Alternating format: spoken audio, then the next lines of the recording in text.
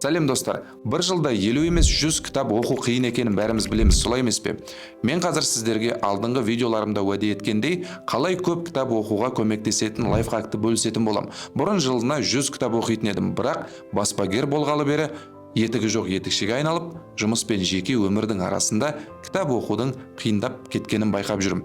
Содан кейін мен өзіме 2 штамп жасаттым. Бірі менің оқырман ретінде жеке логотипім және ұраным бар Экслибрис. Латынның sapere aude сөзін ұраным етіп таңдадым. Қазақша білімге ұмтыл деген мағына береді. Ал екіншісі кітапты қашан оқуды бастап, қашан аяқтағанымды жазып отыруға арналған. Бұл қарапайым әдіс менің дисциплинамды айтарлықтай арттырды. Мысалы, былтыр 50-ден астам кітап оқып шықтым. Олардың ішінде өзіме қатты әсер еткен кітаптар да бар. Мысалы, Венки Рамакришнаның кітабы 300 беттен асады, мен бұл кітапты 4 күнде оқып шықтым. Бұл кітап өте керемет. Рибосоманы зерттеу үшін ғалымдар арасында жарыс тартыс болады. Кім бірінші жаңалық ашады? Өте маңызды. Ал кім бірінші жаңалық ашса, сол міндетті түрде Нобель сыйлығын алады. Мына еңбекте өте қызық. Адамдардың кеңістікте қалай навигация жасайды, қалай картамен тауып барады, қалай адаспайды. Міне ми қалай жұмыс істейді, қалай картаны сезеді.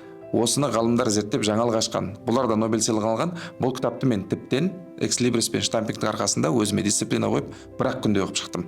Кітап оқу бұл тек білім алу емес, өміріңді өзгертетін процесс. Сондықтан білімге ұмтыл. Артық білім кітапта ерінбей оқып көруге.